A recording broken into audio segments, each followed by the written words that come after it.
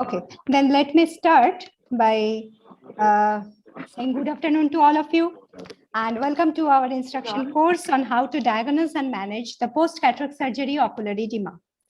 So cataract surgery in today's scenario is offering more of a refractive outcome.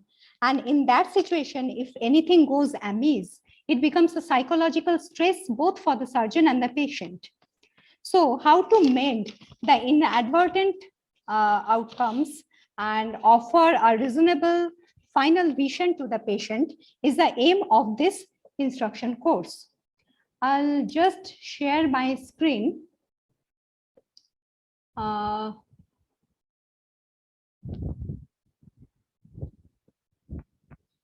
Okay, I think there is some issues.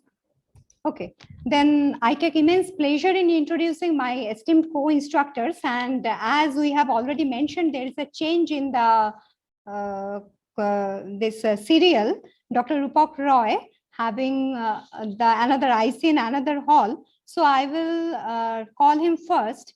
He is the well-known face in the retinal world, and he is the retinal surgeon from Shankar Netralaya, Kolkata, and he will give us tips on how to handle retinal edema. So, Dr. Rupak Roy, please, with your talk.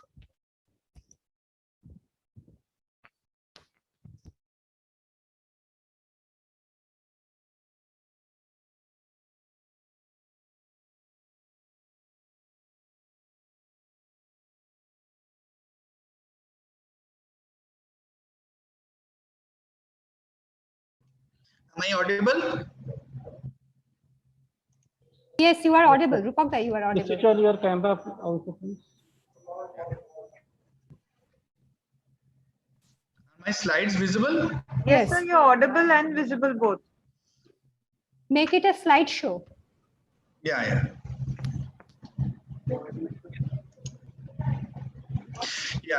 Thank you, Dr. Sumana and AIOC for this opportunity to present in this instruction course. I'll be speaking on pseudophakic macular edema.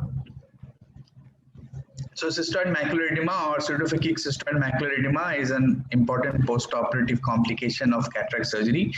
It compromises the result of a good cataract surgery and apparently uneventful, uncomplicated cataract surgery. Can occur even after uneventful cataract surgery, but the incidence rapidly increases after complicated cataract surgeries. So CME is a primary cause of reduced vision following both cataract and vitreoretinal surgeries. So if you see the overall incidence in Indian patients, you see clinical CME of around 2% in uncomplicated cataract surgeries, and if you see the angiographic CME rates, it's around 20%. And if you see the same incidence in patients without diabetic retinopathy, it's around 47%, and with diabetic retinopathy, it goes up to around 55%. So about half of patients with diabetic retinopathy is prone to develop pseudophakic macular edema after cataract surgeries. So the pathophysiology is basically inflammation due to surgical manipulation, and it is the major cause of the cystoid macular edema. The CME can be divided into two parts. One is the angiographic CME, which is defined by presence of fluorescein leakage and detected by fluorescein angiogram, and clinical CME when patients come with a decreased vision and diagnosed by biomicroscopic examination. Angiographic CME is more common than clinical CME, but we have to understand that most of the patients of angiographic CME are asymptomatic. This is classified into 4 levels. Level 1 is edema less than 360° perifoveal. Level 2 is minimal, but 360° perifoveal edema is seen. Level 3 is moderate or perifoveal edema. Level 4 is severe 360° perifoveal edema. So if you want to classify CME, you will see acute CME appears within 4 months of surgery.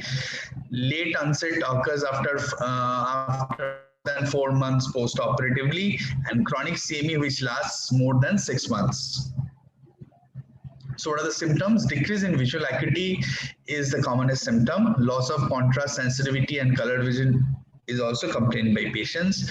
Metamorphopsia is a type of a distorted visions, can also be seen following cystoid macular edema. The signs are clinically significant foveal edema and retinal thickening more than 300 micron, seen as a loss of the foveal reflex. It can be seen both in slit lamp biomicroscopy or direct or indirect ophthalmoscopy, but slit lamp biomicroscopy is the most sensitive indicator for detection of pseudophysic macular edema. Subclinical foveal edema is described as edema less than 300 micron, and it can be sometimes, because it is an inflammatory condition, it can be sometimes associated with vitritis and optic nerve head swelling. The risk factors of CME are systemic diseases, pre-existing ocular conditions, and intraoperative complications. Identifying the risk factors for CME is crucial for prevention and adequate treatment. So what are the risk factors? Diabetes mellitus promotes the development of CME even in the absence of diabetic retinopathy. And systemic hypertension increases the incidence. Furthermore, it is a risk factor for retinal vein occlusion, which promotes development of CME. The ocular conditions that can predispose to CME are retinal vein occlusion, glaucoma, vitreoretinal interface changes such as epiretinal membranes, and uveitis. The risk factors for intraoperative complications are posterior capsular rupture, vitreous loss, incarcerated vitreous in the incision, cortical remnants in the vitreous, trauma to the iris, intraocular lens dislocation, premature posterior capsulotomy, and iris fixation or anterior fixated IOLs. So these are all the complicated situations in which the patients are very much predisposed to formation of a cystoid macular edema post-surgery. But diabetes is one of the most important risk factors for development of CME. The incidence of CME is about 2.54 times increase in patients with diabetes as compared to patients without diabetes. Now, the diagnosis of CME can be done clinically by imaging techniques like color fundus photography, fluorescein angiography, optical coherence tomography, functional and testing like electrophysiology, autofluorescence, and retinal thickness analyzer. But in a clinical setting, what we need to do is OCT. Fluorescein angiography is indicated when you want to differentiate a pseudophysic CME in a case of retinal vein occlusion or in the background of a diabetic retinopathy. So if a patient of diabetic retinopathy after cataract surgery develops a cystoid macular edema, one can do an fundus fluorescein angiography to differentiate whether it is a pseudophysic CME or it's a diabetic macular edema. In a pseudophysic CME, you will get disc staining.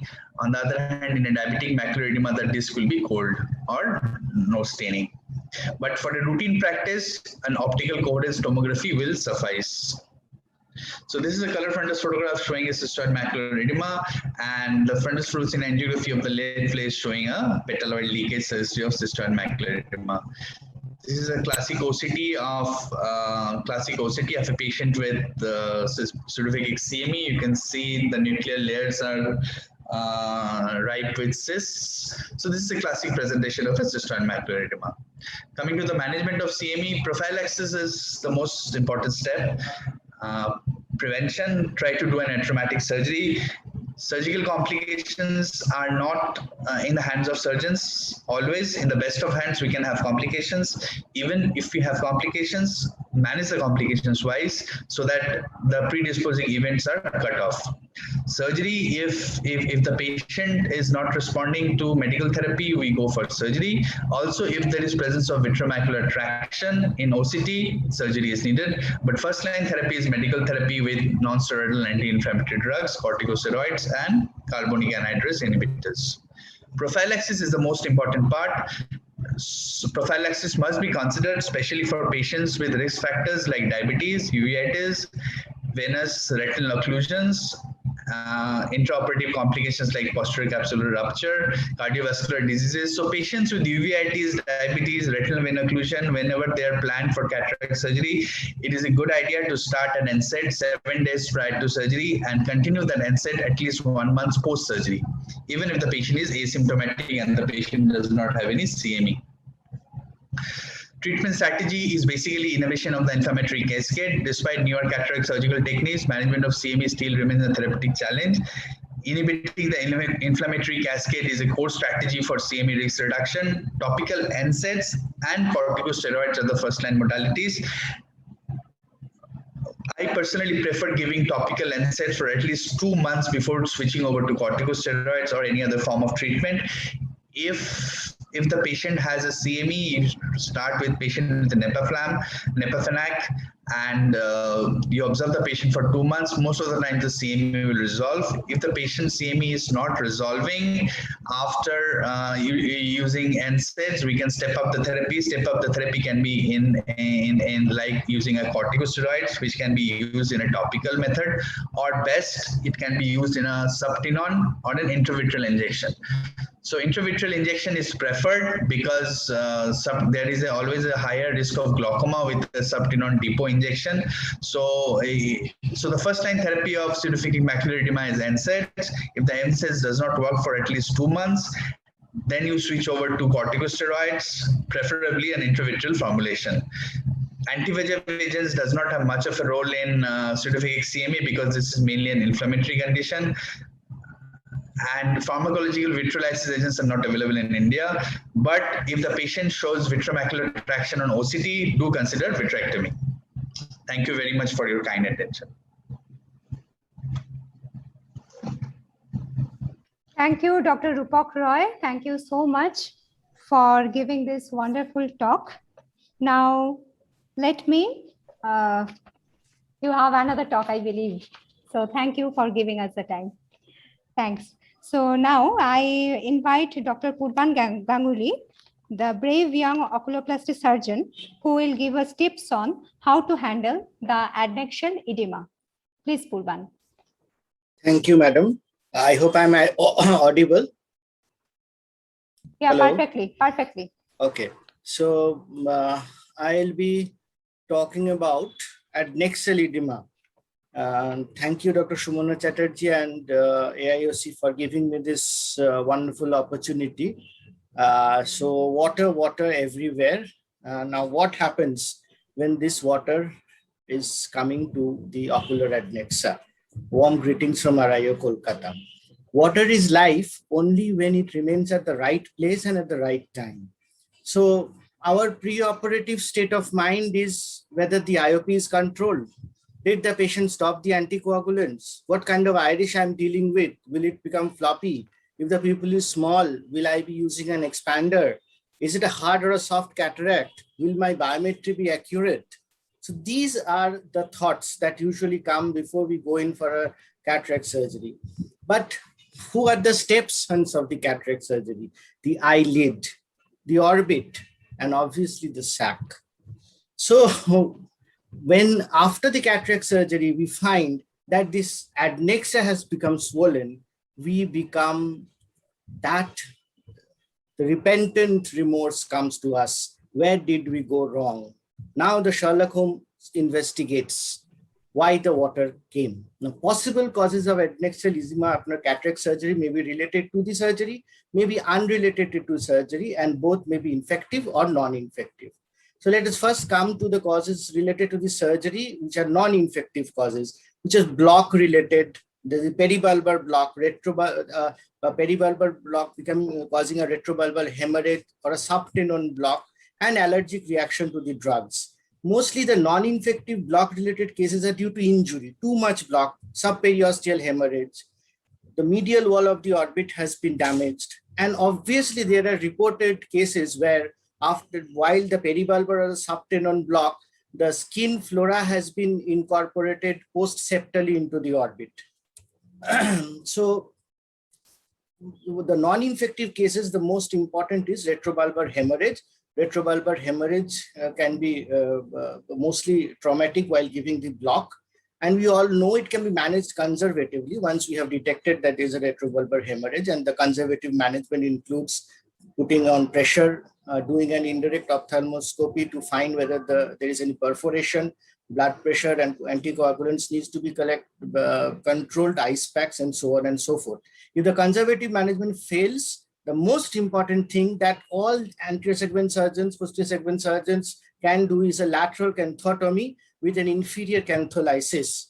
And because lateral canthotomy we need to do for retrobulbar hemorrhage is because we have it becomes a compartment. There's a compartment syndrome that is happening. The blood is accumulating in the central space and it cannot go out.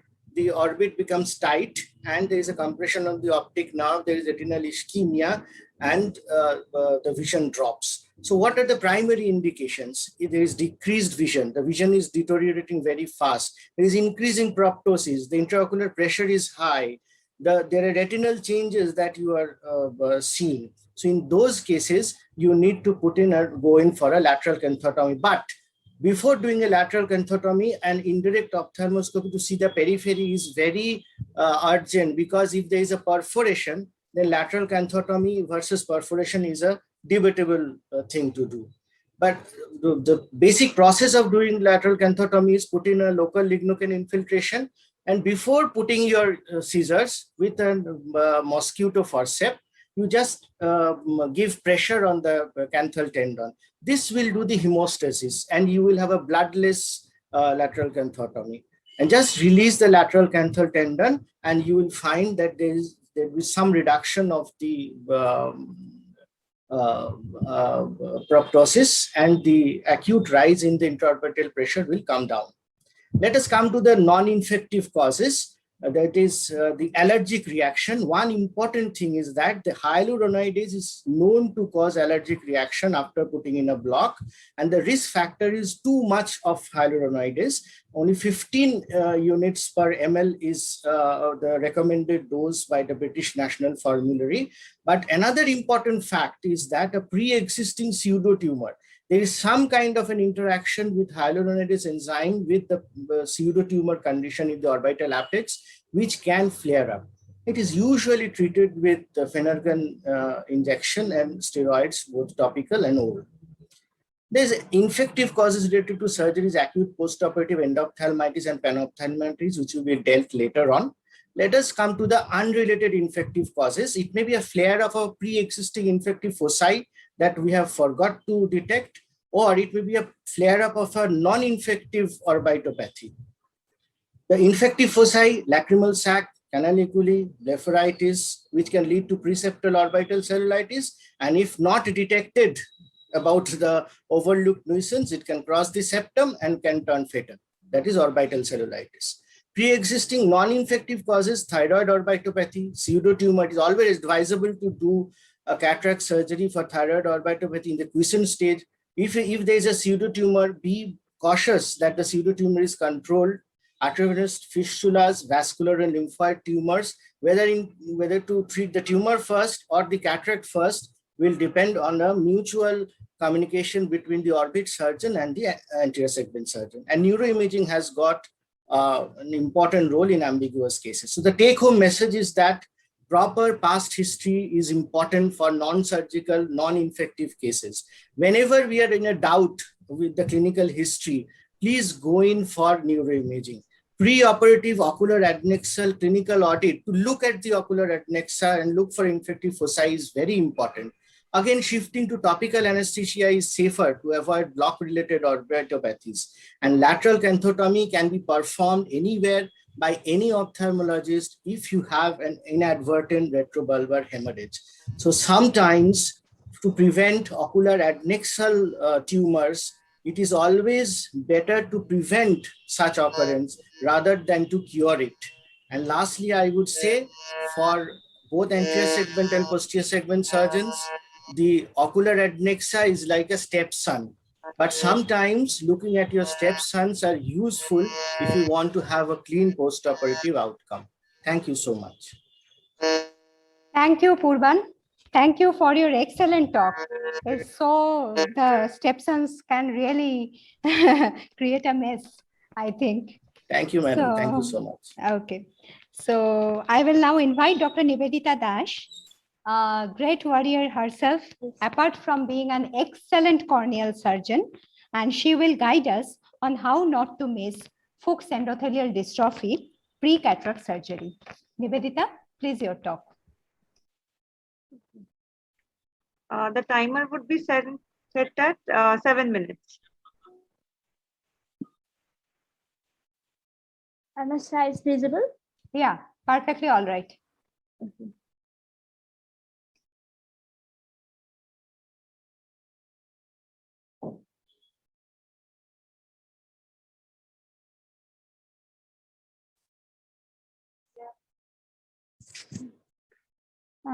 Good afternoon, all, and thanks for AIOC.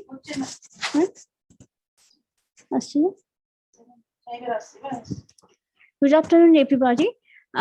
Today I'm speaking on a topic which is given a beautiful topic and important also.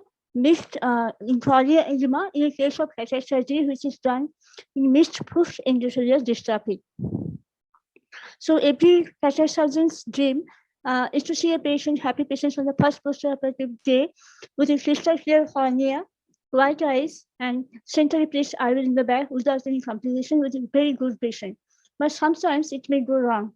Sometimes many patients may have this type of consequences with corneal edema, and which is frustrating to both surgeon and patient. There are many causes of corneal edema after cataract surgery.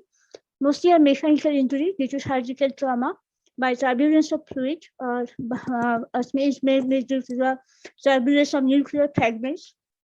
Prolonged postoperative time is another cause due to increased energy use, and excessive phaco power, ultrasonic power is also another cause. IOL syndromes like misplacement of the IOL and injury by IOL haptic is another cause of edema. Detachment of breastplate may be another cause, and wound leak, there may be wound leak and vitreous loss, and membranous ingrowth or downgrowth in a late postoperative cases. Cause. Other important causes inflammation due to endophthalmitis or latent lens fragments material, and there may be some chronic inflammation which is clear after cataract surgery. Chemical injury by toxin present in the intravenous fluid or viscoelastic substances, which is called by toxic endothelial syndrome or toxic anti-segment syndrome. And another important cause is concurrent eye disease, which may present pre-existing in the cornea. That is primary corneal endothelial disease. Most common is puff dystrophy. Others is important also, posterior polymorphous dystrophy, IC syndrome. And there is hypertrophic endothelitis, which will be discussed later. And of course, glaucoma and presence of hard cataract is also another important cause. So this is a case I'm sharing. The right eye of this patient has been operated 2 months ago, and with a BCVA 6/60, and showing mostly central corneal stromal edema, and with DM folds. Eyelid in the back and fundus appears normal. On examination of the other eye of the patient, we can see that there is dense concrete gatata, 4 millimeter in shape, and central edema, corneal edema, and NS2 cataract and normal fundus. This is another same case, but this has more diffuse edema, operated 6 months ago. And the other eye also has shown confluent gatata with decreased cell count and NS2 cataract. So in both these cases, the surgeon may have missed the preoperatively post dystrophy. So something about endothelial cell loss. Normal attrition rate for endothelial cell loss is 0.6% per year. The endothelial cell loss after uncomplicated cataract surgery is estimated to 4 to 25%. And this cell loss is more in case of endothelial dystrophy and more in complicated surgery. There is no exact number, but it is shown that 400 to 700 cells per millimeter is the normal threshold to maintain the corneal deterioration. Currently, post dystrophy comprises 2.5% of total keratoplasty in India, and in the US, it is 36 to 40%. So, what will be the preoperative consideration? Very important is the careful history taking of the patient's symptoms, whether with what time of the day it is more prominent, and examination of both the eyes is very important. So on stitch-time examination, do not focus directly on the cataract. We have to see first from the cornea.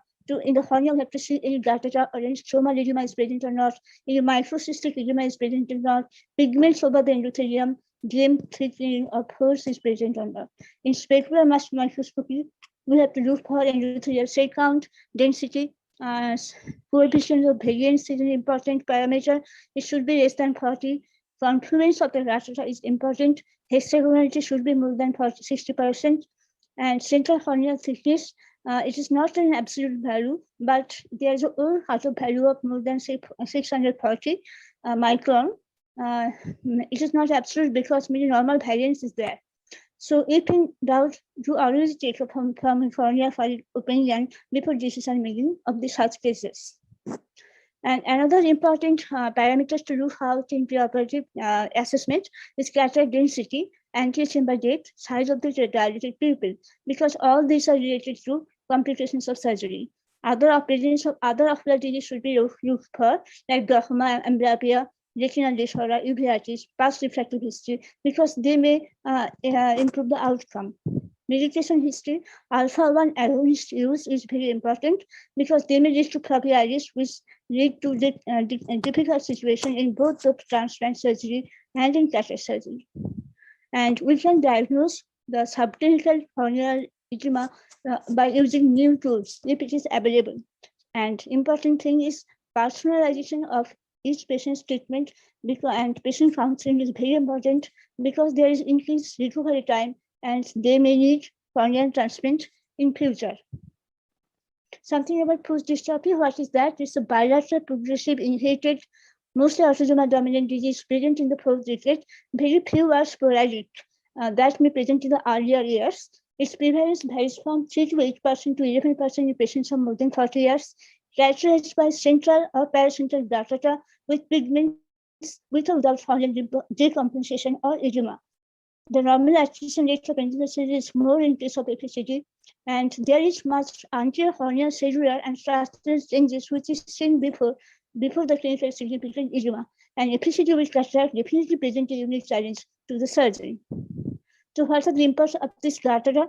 Patient may have, in case of even advanced FCD, good visual acuity, but they may have disabling glare and diurnal variation with this light scatter because of the glutatata. This glutatata also causes toxic environment to the endothelial cells, and it promotes more cell damage. And there is a shape questionnaire, visual functions of corneal health status, VFOS questionnaire, by which we can assess the patient if the patient has been disabling symptoms because of the FCD.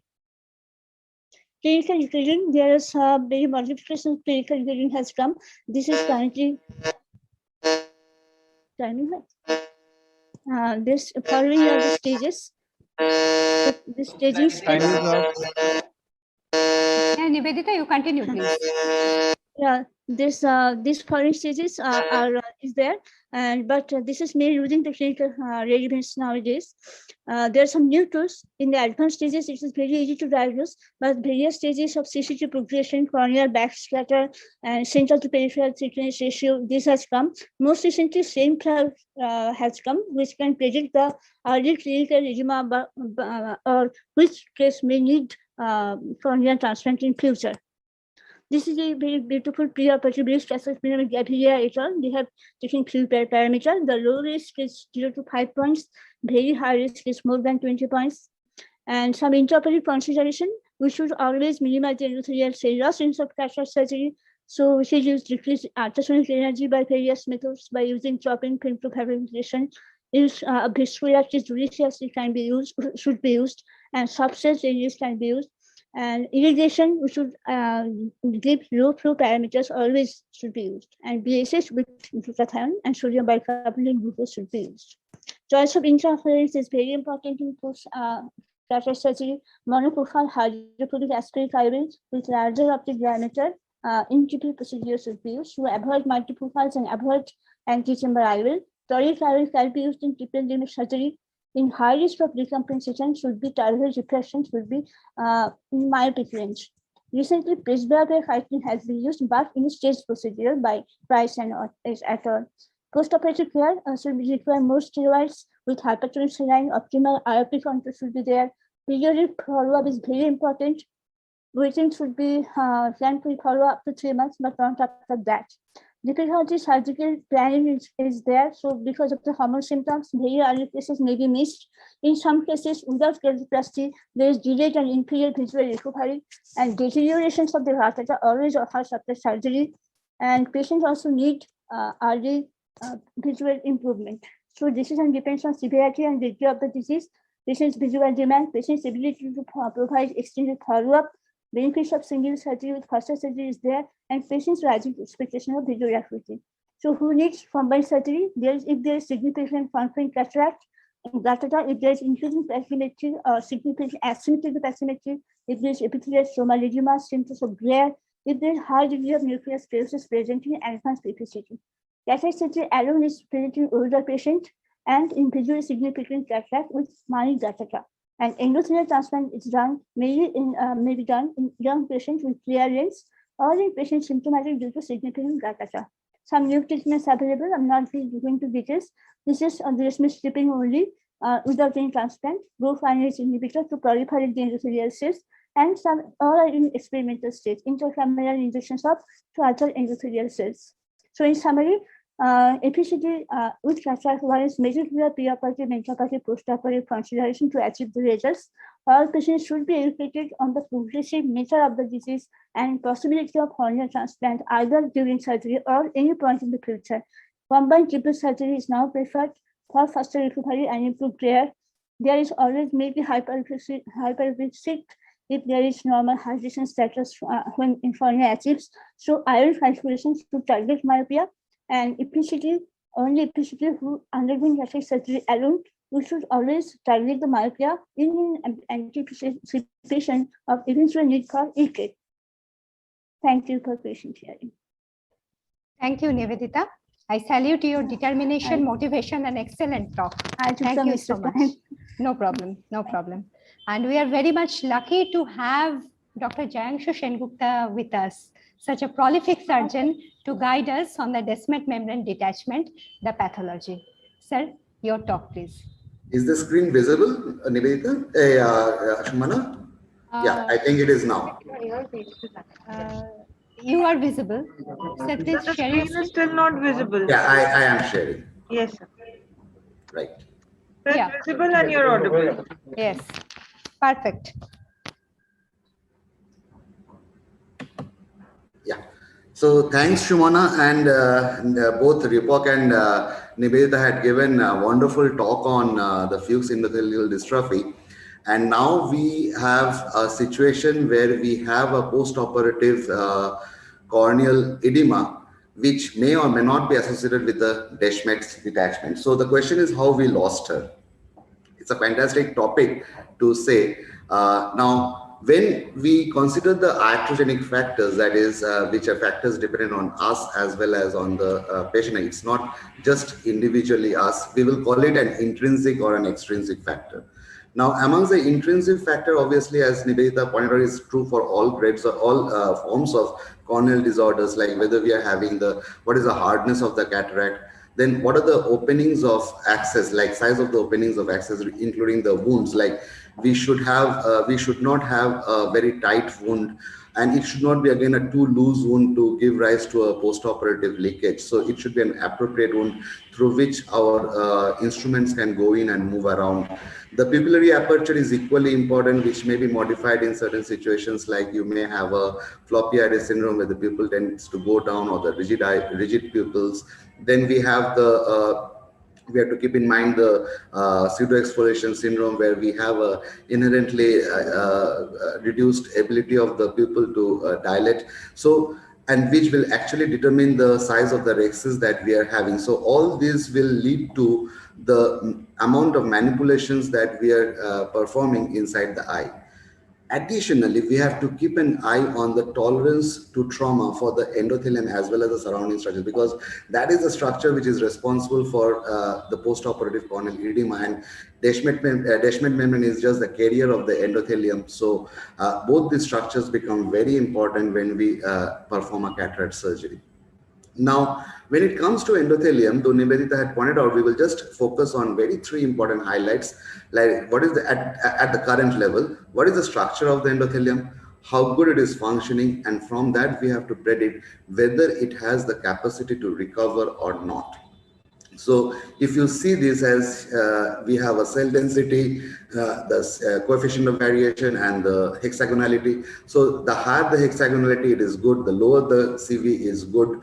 cell density does not always will be accurate, so there are a lot of variations. So we will primarily go with the coefficient of variation and the hexagonality. And this same thing changes if we have a little bit of gutter change. So nothing to be scared about having these gutter changes, because the patterns are more or less, we have a very good hexagonality, we have a good coefficient of variation, the cell number is also adequate. I won't be worrying that much if I have a case like this, or if while evaluating the other eye of the patient who has presented with a postoperative corneal edema, I won't be worried that much if I get a picture like this from the other eye. But the question is, if the same patient is diabetic, if the same patient is having a pseudo exfoliation, if the same patient is on certain medicines which are dubious in nature from the corneal perspective, like the carbonic anhydrase inhibitors, and including the age of the patient and the grade of the cataract that we have dealt with, or the present in, or what we are seeing in the other eye, I will be a little bit worried about the recovery capacity of the eye. And definitely when I have a very low feature like this, a non-recognizable image, large cells, the hexagonality pattern is lost, a huge variation in the size and shape of the cells, I will be very careful when we perform a surgery in this situation. So keeping in mind these intrinsic factors, we have to take into account certain extrinsic factors also, like what is the machine that I will be using in performing a surgery in these patients? What is my surgical time that I will be using in completing this surgery? Because that is a time where the fluid will be there inside the chamber, which will be actually wiping off the endothelial cells. So that these two are very important things that we have to keep in mind when we are performing surgeries in these situations. Apart from this, one very important factor is the visibility. Now, we have situations where we have I will try to demonstrate where we have a wide arcus or a shagreen, which reduces our visibility. The space or the manipulations, the space available, we have a shallow chamber, particularly the post-IAC PI cases. These are the cases which are prone to the postoperative corneal edema, as well as the adjuncts that we are using, like what sort of protection I am using, what sort of fluid am I using, and always keep in mind the comorbidities. Nivedita pointed out the local comorbidities, but we have to keep in mind the systemic comorbidities also, like whether the person is diabetic, whether the person is on the antiprostatic medicines and things like that. So this chart I will just skip. Now look into this situation where what we mean by visibility, because if you see in this particular situation, the eye just dazzles. So on the other hand, in this particular situation, though we have an opening, the arcus is wide. And in this, we have a very small pupil and a wide arcus and a little bit of shagreen. So in many a situation, we won't be able to see the tip of our instruments, where they're going, how much they're going, and then the accidents do happen, because we lose our concentration, and that is where we tend to have whatever we have. So I will just, I always believe that it is better to obey the rules when we perform the surgery. Just a second. Yeah, so the instruments should be sharp, the entry should be smooth, and I am not getting control over my mouse, so I can't put it fast forward. So you see, in this situation, we have stayed. Now we will have a very small, we will have a rexis which will go underneath the iris, but we must have an adequate size of the rexis for the manipulations to take place. And this is a very important step, because we can use the pupillary devices, but if I have a shallow chamber, if I have a compromised endothelium, I won't be comfortable in using a pupillary device, and I will try to go in without them as much as possible. And if I have a rotation of the nucleus, if I have the soft shell technique, I am relatively safer. Then again, putting in the instruments, particularly the side port instruments and the phaco probe, are very important, and probably the most crucial step that is to be followed in these situations is stay as much as possible in the center of the eye, because that is the deepest part of the eye. Stay as close to the pupillary plane as possible, if not below the pupillary plane in the back. but not above the pupillary plane, definitely. And then complete your procedures from there, because today's machines are very efficient machines. They reach a very good vacuum, and they have an adequate energy. So we can actually complete the surgery to smaller apertures also, if it is required. And then again, this is the most dangerous step, because here we are using the IA, and to clean the cortical matter from the equator of the bag, we do have to use our instruments to stretch the iris and things. But what is most important is look into this data that is very important for all cataract surgeons. Whenever we are doing the surgery, look into the total CD, which is only 4.87. Look into the amount of torsional amplitude that we have used, 24.3%. So it is most important to keep this as low as possible during our surgery, so that our energy delivery, our timing inside the eye, the amount of fluid that has come out of the eye, these are all kept to a minimum. And once we have done this, I will just skip this video. Once we have done this, we must understand that deviation from the rule always will lead to troubles. Like in this particular situation, this is the only video that I could find about Deschmidt's detachment that happens during the surgery. So here we have a very smooth wound. We have a good rhexis initiated, which looks like of an adequate size to start off, and so we have a good completion also. And then we have the hydrodissection which takes place, but see what has happened. The pole of the nucleus tilts up, and then when the visco is inserted, instead of putting it back into the bag, it rather lifts it further, and then when you are doing the phaco, you're basically doing uphill. So the second problem is you're trying to be at the periphery rather than at the center, and that is the area where the cornea is curving down, and you are basically approaching the slope, the down slope of the cornea with your phaco probe. So here we can say that we are working very, very close to the endothelium, and in these situations, with my left hand instrument, with my right hand instrument, with the nucleus so close to the cornea, definitely I will be in trouble, if not otherwise. And once this is over, you can see the area of opacity that has already developed. Good that we caught it out early, so we reduce the flow system, so we use a Simcoe. But you have to understand that using a Simcoe is also sometimes risky, because it increases the time of duration in which you will be in the chamber. And once that is done, we have to just put the IOL very carefully so that it will not increase, and then we leave the air bubble into the anterior chamber as a precautionary measure. So this is how we will address this important issue. Thank you. I will wait for the second talk. Thanks, Sumana. Over to you. Thank you so much, sir. We were so mesmerized that if I was there to click the button, I could have never click it. It was so nice presentation. Thank you so much. So now I call the vibrant, young and able corneal surgeon, Dr. Aditi Ghosh Dostidar, and she will tell us how to recognize the toxic anterior segment syndrome.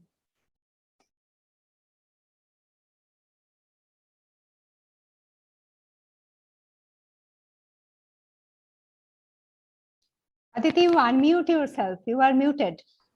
Yeah. Thank you so much, Sumana ma'am, for making me part of this IC. So I hope my slides are visible now.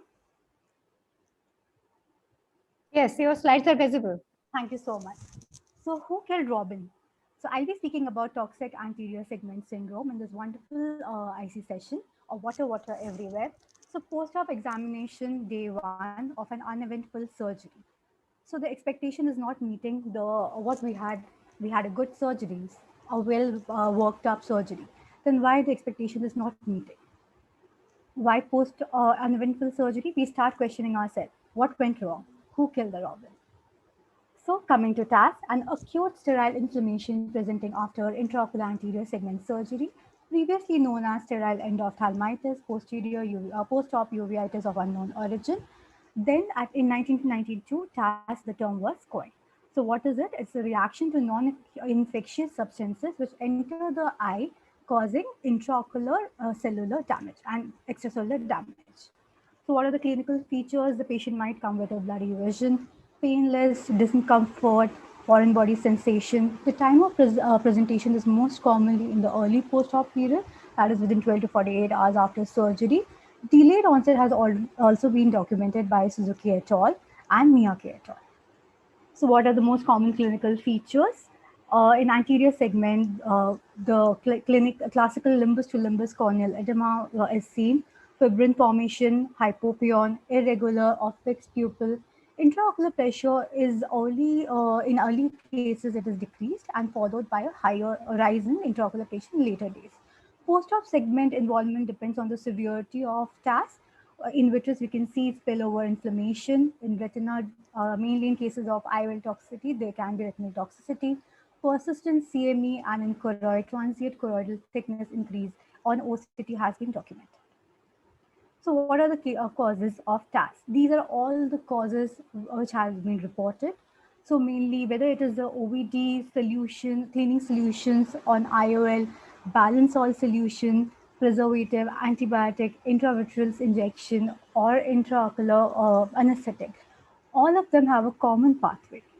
Not to forget autoclaving, ultrasonic baths, powdered gloves, ointment application, intraocular dye application, and enzymatic degradation.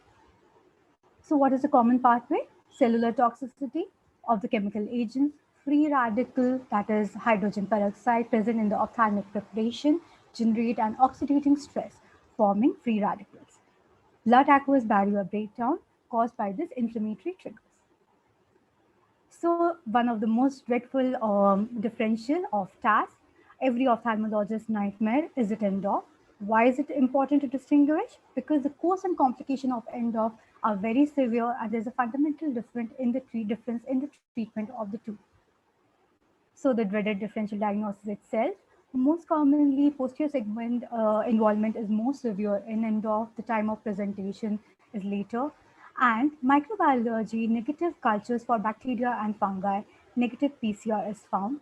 Good response to topical steroid treatment, these are seen in TAS, whereas a good response to intraocular, intravitreal antibiotic is seen in ENDOF.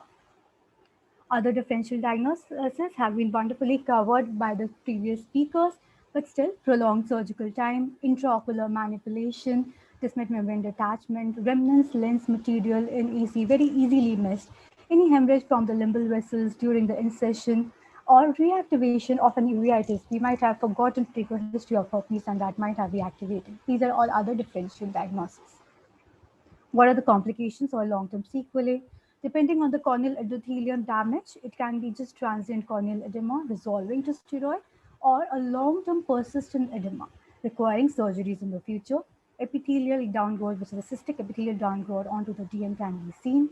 Secondary glaucoma caused by the fibrinous membranes and trabecular damage can be seen as well.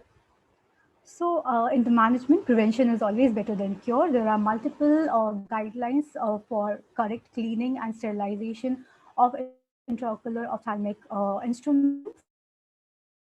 We should abide by that. And so the aim is to decrease the inflammation. So topical steroids, subconjunctival, all depending on the severity. Topical NSAIDs can be used, but we have to avoid prostaglandin analog. IOP lowering agents, AGM, have to be used if there is a spike in the IOP. Some refractory cases do require intracameral injection of recombinant tissue plasminogen. Surgical, depending again upon the severity and etiology of the inflammation, irrigation of the anterior chamber, removal of the IOL causing the TAS, vitrectomy, and as I mentioned, endothelial keratoplasty or PK if there is an corneal decompensation in the later stages. Also glaucoma surgeries if there is secondary glaucoma. So to conclude, it is very difficult to prevent because it has a multifactorial etiology. If untreated, it can cause devastating complications in the future. So early recognition is the key. And vigilant surgeon and OT staff and also case reporting in TAS cases is very important. So just to take home message, we have to be, so the surgeon's eyes have to be open. We have to listen what is going on in the OT even while we are operating. A very supportive, vigilant OT staff is required, and an early detection of TAS on our post-op days without thinking. We have to act as fast as we can. Thank you so much. These are the references. Thank you so much, Sumana. Thank you so much, Aditi. Very sweet, nice, and to the point presentation, and very nice. Thank you, ma'am. Yeah. Now I invite Dr. Jayanto Quila, a flawless cataract surgeon and excellent clinician, and he will tell us how raised IOP can complicate the post-cataract surgery outcome. Dr. Jayanto, your talk, please.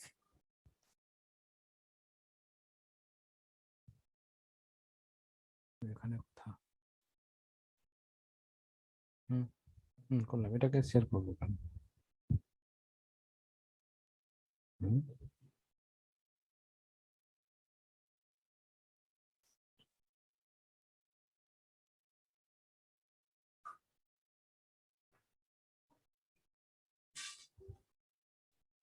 না করেন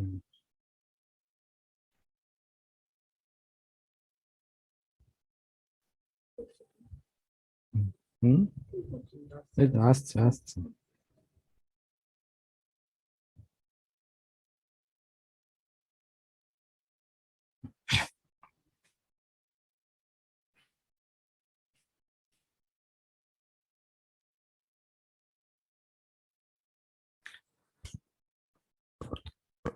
A distress call at midnight after an uncomplicated phacoemulsification surgery. Patient complaining of severe headache, nausea and vomiting, inability to eat. Two thoughts of operating surgeon. If it is an uncomplicated surgery, whether air bubble was left in AC or whether viscoelastic was retained. And if it is a complication took place, is it due to vitreous upthrust or retained fragment in AC or PC? But gravest situation is endophthalmitis. To differential diagnosis, first increased intraocular pressure and second severe acute onset bacterial endophthalmitis by Bacillus cereus. Why Bacillus cereus is a concern? Because it causes massive destruction of the vitreous and retina and severe visual impairment or loss of vision within 12 to 48 hours after infection. What to look for when patch removed next day in OPD? Check vision first. Lid swelling, moderate to severe, rule out endophthalmitis. Nil or mild, other causes. Congested, moderate to severe, rule out endophthalmitis. Mild to moderate, other causes. Fundal glow not seen, again rule out endophthalmitis and advise for ultrasonography B scan. Fundus glow is good, heave a sigh of relief.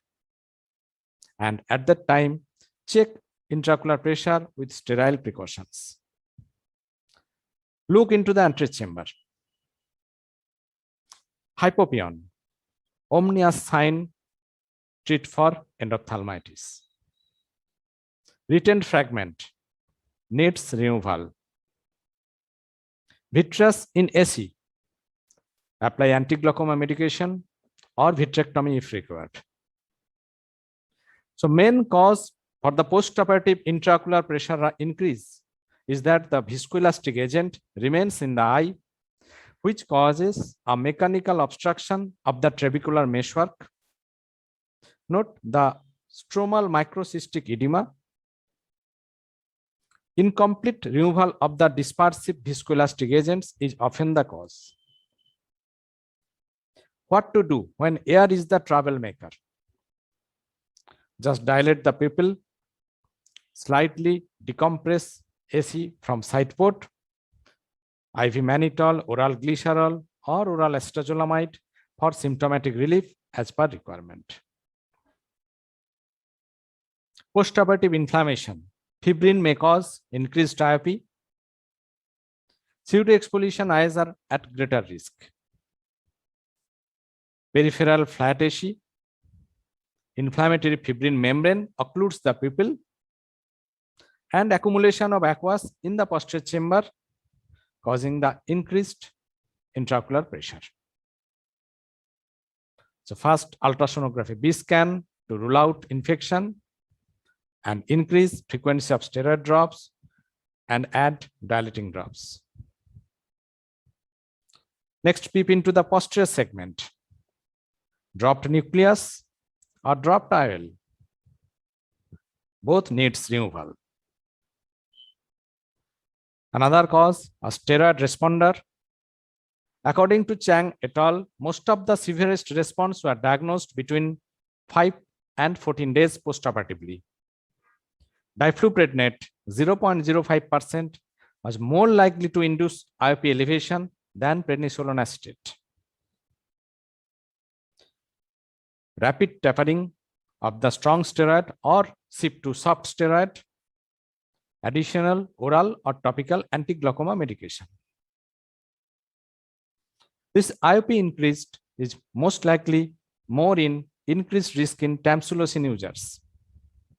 3.8 times more likely to have an IOP of 30 millimeter mercury or higher. This alpha-1A adrenergic receptor agonists might act on the iris sphincter in the opposite manner as pilocarpine, causing increased intraocular pressure. So remember, risk factors for early postoperative intraocular pressure elevation: first, residual viscoelastic material, then complication during surgery, glaucoma, pseudoexfoliation, tamsulosin intact, and topical steroid application in steroid responders.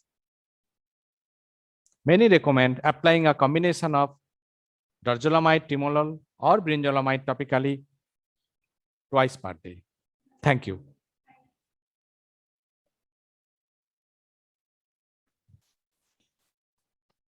Thanks, Dr. Jayanto. Wonderful talk. And now I will just share few slides on viral etiology in case of the corneal edema. So, is my slides visible? Am I sharing? Yes, ma'am. Okay. Yes, your slides are visible. Okay. So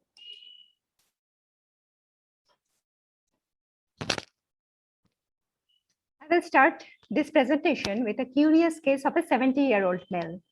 He had a history of diabetes mellitus for 35 years and which was reasonably controlled with oral medication.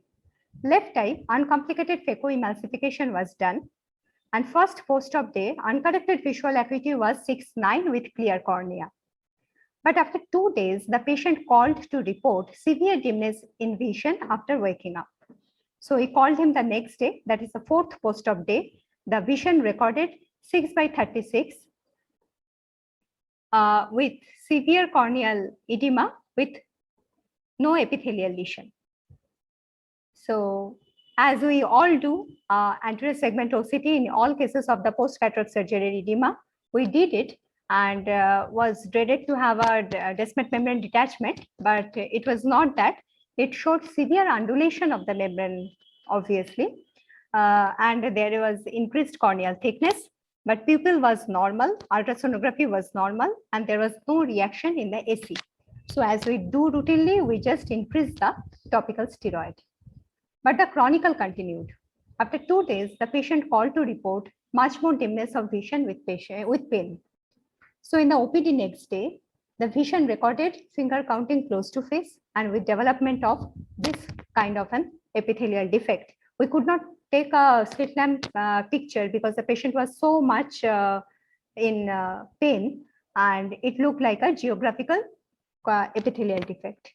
So topical steroid was promptly reduced to bare minimum and oral acyclovir 400 mg 5 times daily started with 5 times topical application of acyclovir ointment. The ultimate outcome was after 2 weeks, his vision improved to 6/24 with no epithelial lesion and significant decrease in corneal edema. And at last, after 6 weeks, the patient became comfortable with uncorrected visual acuity of 6/9 and compact cornea. So the journey from agony to delight in 6 weeks, we can see how the outcome was. And the differential diagnosis was obviously descemet membrane detachment, toxic anterior segment syndrome, and the diagnosis of exclusion, viral endothelitis. So the confounding factors or the diagnostic clues were first post-op day, clear cornea and good vision, not favoring very much DMD or TAS. And the case was worsening with topical steroid. So finding the balance between optimal dose of topical steroid and antivirals in immediate post-op to prevent worsening of viral keratitis in one hand and avoiding AC reaction in the other was really challenging. Herpetic endothelitis, this diagnosis was an entirely clinical one based on corneal features and the response to treatment. So there are few reports of new onset herpetic keratitis after cataract surgery. Like our patient had no previous similar history, though the incidence of post-cataract surgery viral endothelitis is 0.28, so very less. Key risk factors being age and diabetes. The time interval between surgery and first recording of endothelitis is 5 to 45 days. Most are within 30 days. So these patients with DM, they have significantly higher incidence of viral endothelitis because of their abnormal cell-mediated immunity or weak blood-aqueous barrier, which helps in moving virus-infected cells more easily into corneal cells.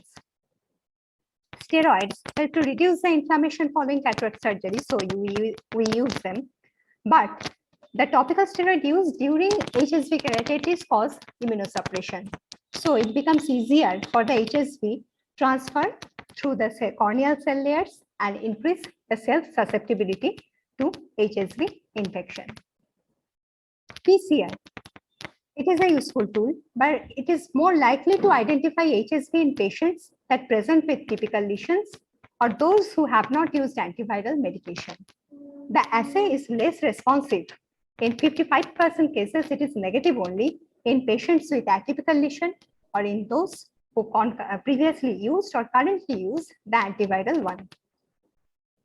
So the similar endothelitis, it may happen with cytomegalovirus also after cataract surgery. Almost the same clinical signs, only the diffuse edema is rare. There are some specific coin-shaped APs, high intraocular pressure, and this is also a corticosteroid recalcitrant inflammation. So acyclovir treatment also is less efficient, and topical ganciclovir 0.15% gel is effective with good corneal penetration and therapeutic levels in aqueous. So the take-home message being two factors that may play a role in HSK following cataract surgery are the trauma to the subepithelial trigeminal nerve plexus by the corneal incision location and intensive treatment with topical steroids during the postoperative period. Anti-glaucoma medications like beta blocker or latanoprost also plays a role in occurrence of viral endothelitis. So surgeons should be alert of this possibility of herpetic keratitis, even in patients who never presented with any significant past clinical history of the same clinical feature. Thank you. Thanks for the patient hearing. So now I invite our most awaited talk, Dr. Jayanshu Sengupta sir, for the surgical pearls in managing the corneal edema. And as we have ample of times, may I please request the hall managers not to interrupt him by clicking the button. Let him continue, as we are very much eager to learn the surgical pearls from him. Thank you so much. Sir, all yours. Thanks, Sumana. It's a virtual extravagance of cornea and related situations, all lovely presentations. And Aditi, Dr. Jayanta, they all just nailed it, including you, because you covered a very important aspect of it. Now, the question is, did I do it? It's not you, did I do it? The surgical pearls in managing the persistent corneal edema. Now, when we have a situation like this, a person presenting with a postoperative corneal edema, the first important aspect is clinical evaluation, which you and Jayanta and Aditi and Nivedita, you all stressed upon so importantly. At the same time, it is very important to check the other eye status for this particular patient. Once we have done that, probably from the surgeon's point of view, we need to reconstruct the surgery, need to reconstruct what had happened during the surgery, that is looking into the past.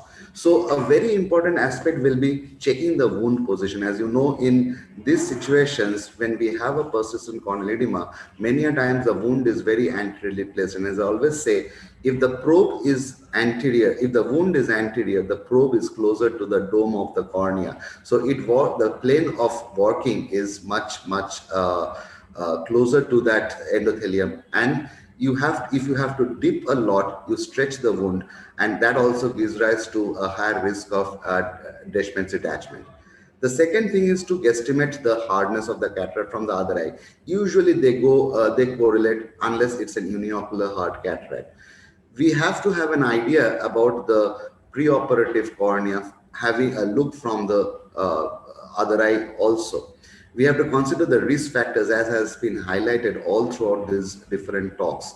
And then we actually come to the reason why this person is having a postoperative corneal edema. Is this because of TAS? Is this a missed Fuchs dystrophy? Is this a reactivation of viral infection? Is this a raised IOP?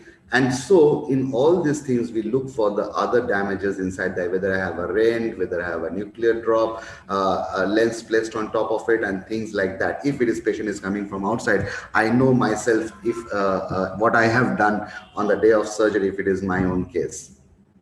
So the next most important thing is the recovery time. How much time are we going to give if everything else is okay? What is the recovery? Say we do not identify any of this because the IOP is normal, the DM is in place, the infection is not there. It's just we have a hard cataract in a PXF with a diabetic on antiprostatic medicine. So what is the recovery time that we are going to give? And then what is the medical management, which you all highlighted so nicely? At the same time, we have to keep a close eye on the signs of recovery. As you can see, in the first situation, the cornea is not resolving, the edema is not resolving, but in the second, over a period of time, this cornea clears up. So maximally in cornea practices, we follow a gap of around 3 months before we say that the cornea is completely gone, before we will intervene for replacement therapy. So at this point of time, the most important thing that we do is, as everybody pointed out, is to see the HRT or the anterior segment OCT and see whether the Deschmet is in place. Now, if you find that it is not in place, it follows a different path. But if we have everything normal, then the question is, should we therapy? So the options that we have are either we can continue medical therapy, modify it according to the need, we can repose it if the Deschmet is displaced, and we can replace it. A need may arise for the replacement if we find that the endothelium is grossly damaged and it is not going to recover. But there should be a minimum time gap between the incidence and the final intervention, because the eye should recover, the blood aqueous barrier should be re-established, so that we do not land up with a good graft and a postoperative pseudophakic macular edema, postoperative macular edema, which affects the final vision. So once we have this, let us consider the reposition as we are going to talk about. Now, we have to have an idea about how much of the Deschmet is detached. So a single picture of the HRT is okay for us. It shows us that the Deschmet is not in place. But going through all the scans in both the planes is very important, because it gives us an idea in the XY plane what is the area of the cornea that is getting displaced and that is damaged. And it is very important to jot down the area that we are intending to we are aware of that this portion of the cornea is affected. And at the same time, in certain sections we can see the wound, whether the wound is involved in whether the Deschmet is stripping from the wound or is it away from the wound, and things like that. So we get an idea about how far the DM is detached, what is the area of the involvement, where it is located, and accordingly we can actually plan our interventional procedures. So regarding the intervention, but before we enter into the intervention, we just have to remember that if there is a disinsertion and if it's an inferior one, there is this redetach more frequently, because as the air bubble shifts upwards or the C3 effect shifts upward, the detachment tries to scroll back again. So there is an area of plane which is created and the aqueous seeps in, and we have a recurrence of detachment. If the DM falls, then the superior and the central ones are the easiest, because the air bubble has a natural tendency of moving upwards or hitting the dome of the cornea. If there are tears in the detachment, then we have to understand that this endothelium is going to heal by the cell sliding over the uncovered areas. So we need a very good reserve to heal in such situations. And if there is a rolls, we have to unfurl the DM, the scrolls, and then we can ourselves introduce the risk of tears in such situations. So keep this in mind when we are actually handling these cases. And for the principles of, on the principles of reposition, we have to float it. Means if it is close to the iris, we just float it up back to the cornea. We have to unfurl it. If it is a scroll, we have to unfurl those folds.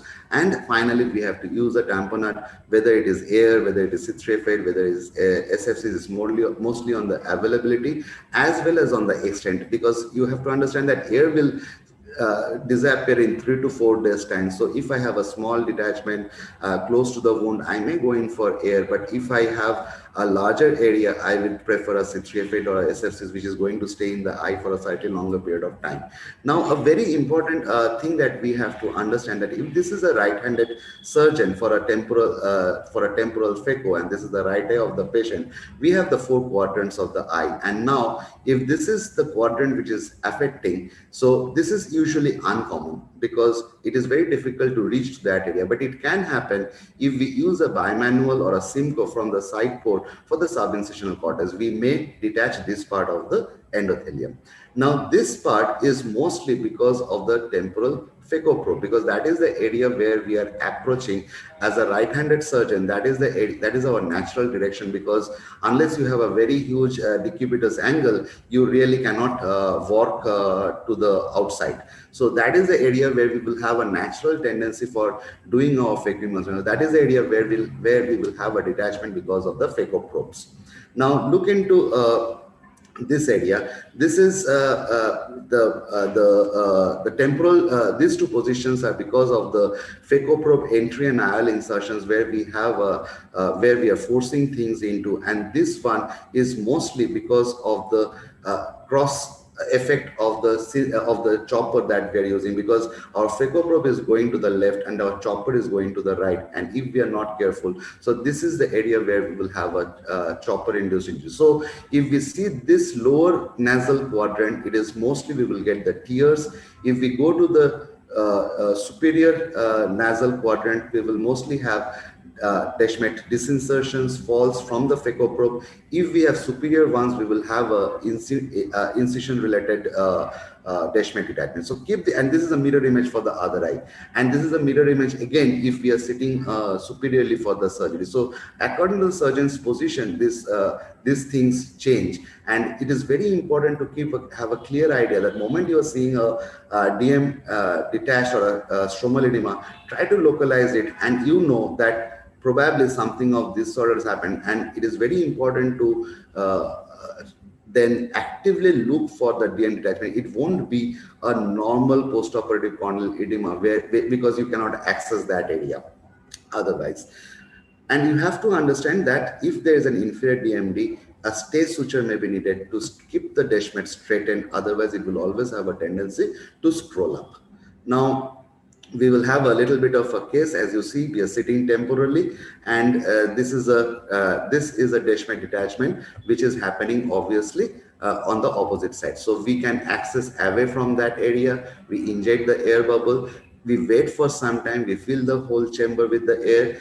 And on the table, it is very important to see a portion of the cornea getting clearer before we leave before we pad up the eye for we patch the eye for the next postoperative checkup.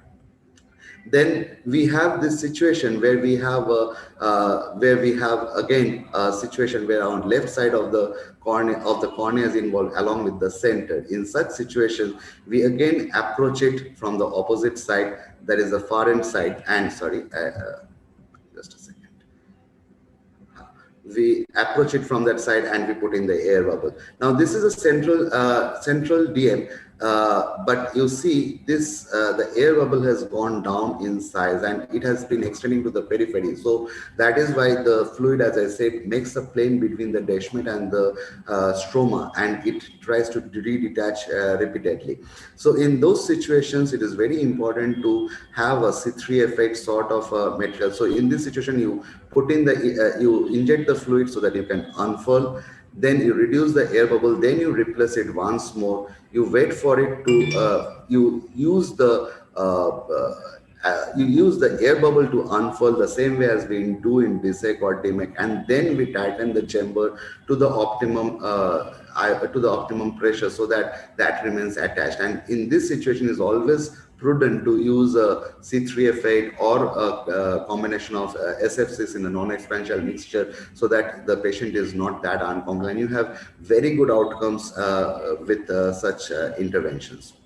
And now if you can see, this is a split which has taken place. A Descemet has torn in a V, and in these situations also it is very important to unfurl and from both sides and replace the air or the C3F8 from either side so that you achieve, so take it as two separate cases of Descemet detachment when you are handling it, because one bubble from inferior side will probably unfurl the lowest arm of the V, and then you have another bubble from the upper side which is going to unfurl the upper part of the V.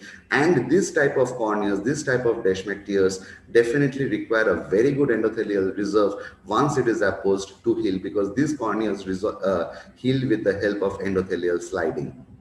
So apart from that, we have definitely a situations where again the air bubble has reduced in size, and we need to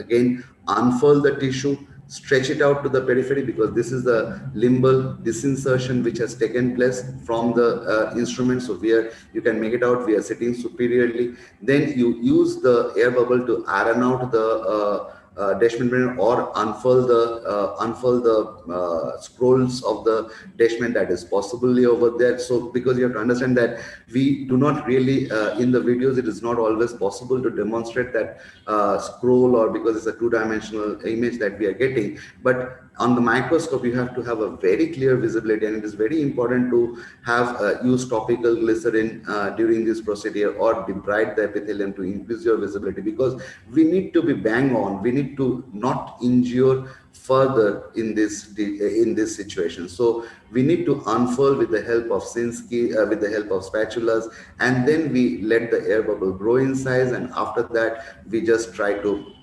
put in more air bubble and make the chamber tight so that it stays over there. And it's very important that we secure all the wounds so that the post-operatively the chamber doesn't shallow, because if the chamber shallows, we are going to have the Descemet fall again, and we have to take this patient up for the OT once more.